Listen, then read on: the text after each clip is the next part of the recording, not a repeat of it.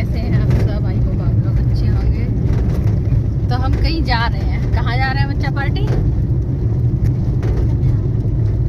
हम जा रहे हैं भागवत सुनने अपने घर मीन ससुराल। तो चलिए आपको भी सुनवाते हैं और हम भी सुनते हैं। मिलते हैं वहीं पहुँच के। कुछ कहना चाहो?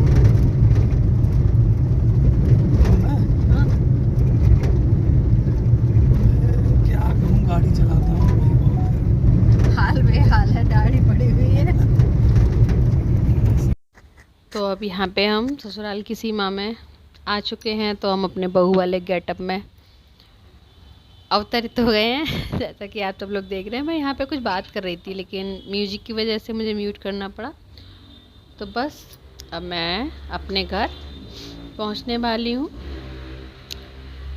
और यहाँ पे घर पे मम्मी जी यहीं गेट पे ही खड़ी हुई थी।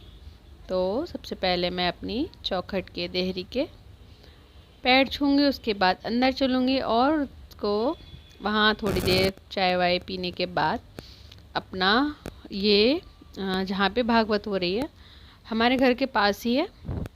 तो हम भागवत प्रांगण में पहुँच चुके हैं।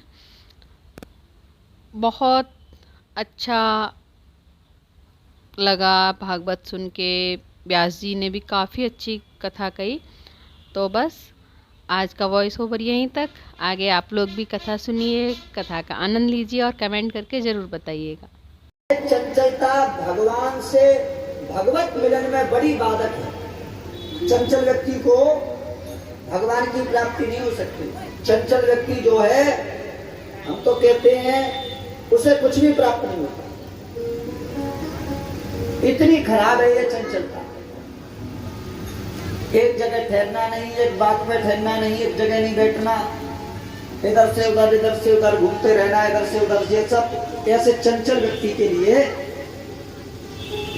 भगवत प्राप्ति बड़ी बाधक है। देखिए श्री हनुमान जी कह रहे हैं, श्री रघुनाथ जी कैसे हैं, श्री सीताराम जी कैसे हैं, उनका स्वभाव कैसा है कि हम बानर जाति उस पर भी एक दिव्य कन्या है और इसने मूलसुर नाम के जैसे भयानक बुराई को समाप्त कर दिया। अब इस शक्ति का प्रादुर्भाव हो गया है। अब इस शक्ति को नाम भी देना चाहिए। तो वह शक्ति, वह कन्या एकादशी वाले एकादशी को ही उत्पन्न हुई, इसलिए भगवान ने उनका नाम एकादशी रख दिया। भगवान ने उस दिन से उनको आशीर्वाद दे दिया, जीवन में आ जाएगी, वह समाप्त हो जाएगी सदा सर्वदा के लिए समाप्त। कुल दोष लगा हो, पितृ दोष लगा हो, कोई भी दोष किसी भी परिवार में लगे हो और कहीं कोई समाधान नहीं मिल रहा हो, वो निष्ठापूर्वक एकादशी व्रत करने लग जाए, जो विधि है एकादशी की। देखो मन से तो बहुत रहते हैं, अब हमारी जैसी एकादशी मत रहना। एक जगह भैया के यहाँ गए तो जे बैठो तो है, जाके यहाँ गए तो दूध और चिप्स और फल वगैरह, दूध वगैरह बताओ खींच लिया। और फिर 11:30 बजे एक और जगह चले गए तो वहां भी खींचे आए, पकौड़ी ले लड्डू लो। तो बताओ ऐसी एकादशी से क्या फायदा होगा? आप तो बहुत अच्छे से रख सकते हैं। अब राग लपेट वाली बात नहीं है। अब हम तो ये कह रहे हैं कि कथा करनी पड़ती है तो शरीर भी उतना थोड़ा सा ज्यादा हाई फाई नहीं है, तो हमें तो ये सब लेना पड़ता है। लेकिन विधि सही है कि एकादशी रहने वाला व्यक्ति देसी गाय का केवल 1 गिलास दूध पिए, भगवान का भोग लगाकर बस। हाँ, बस 1 गिलास दूध एकादशी का देसी गाय का दूध पी ले। घर में गौ के चरणों की मिट्टी को घर में छिड़के और रात्रि 12 बजे तक भगवान का स्मरण करते रहे। हो सके तो अपने बंधुजनों को बुलाकर कथा कीर्तन कर लो, कीर्तन कर लो। तमाम कीर्तन देखो, हम लोग आज 7वां दिन है, कितने कीर्तन गाए हैं, उनमें से कोई कीर्तन तो याद है गए होगा एक आध बार, भाई कीर्तन कर लो बैठे बैठे, कुछ ना आवे तो 12 बज जाए, 12 बजे तक भगवान का कीर्तन करो, परमात्मा का स्मरण करके सो जाओ। सुबह जल्दी ही जगो और जग के सूर्य उदय होने से पहले, और उद भी जाए तो कोई दिक्कत ना, उससे भी चिंता नहीं, क्योंकि आपका समय थोड़ा विपरीत है, स्वास्थ्य उतना ठीक नहीं रहता है। कोई नहीं, कम से कम 8 बजे से पहले तो चलेगो कि ना चलेगो? क्या 8 हो बहुत जग कम है। हे भले आदमी 8 बजे तो भैया कहाँ आ जाता है सूरज। 8 बजे तक तो नहा लेना चाहिए कम से कम है। 8 बजे तक तो कह दें 8 बजे के बाद में जो नहाएगा उसका कोई विशेष वो कुछ कहने लायक नहीं है। फिर सही रहती है वो फिर अपने मन से जो करे तो ठीक है, वो भी कुछ ना कुछ तो अच्छा ही होगा, ऐसा नहीं है अच्छा में अच्छा ही होता है। फिर भी प्रयास ये करे 8 बजे से पहले स्नान करके वही विधि सूर्य भगवान को जल दो और तुलसी जी में जल दो, भगवान का भोग लगाओ। उस दिन चावल का भोग जरूर लगाना चाहिए भगवान को द्वादशी के दिन। हाँ चावल बना लो, बढ़िया सुंदर खिचड़ी बना लो, जल्दी बन भी जाती है। भोग लगाओ तुलसी दल छोड़ के गोविंद का, और स्वयं का सामान्य भोजन करो जैसा करती है भोजन। इस प्रकार से कोई व्यक्ति एकादशी व्रत रहे समस्त कामना पूर्ण हो। ये हमने क्या है, ये भगवान नारायण ने।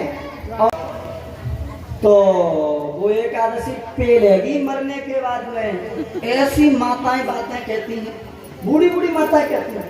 अब राम जाने कौन से पुराण की कथा सुनी हमको ऐसा। इस कारण से लोग डर जाते हैं, ध्यान से सुनिए, डर जाते हैं लोग।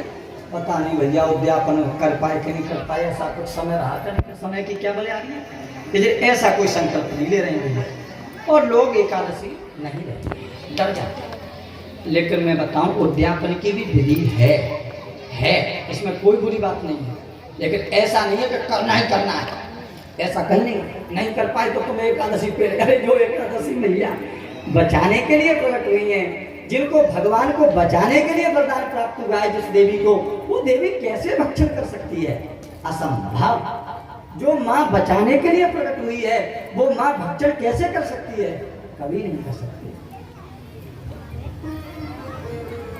हाँ आप कोई कामना लेकर व्रत रहा है आपने कि हमारा वो काम हो जाए, हम एकादशी व्रत रह रहे हैं, और काम जब आपका बन जाए तो भैया दान पुण्य करना ही उद्यापन।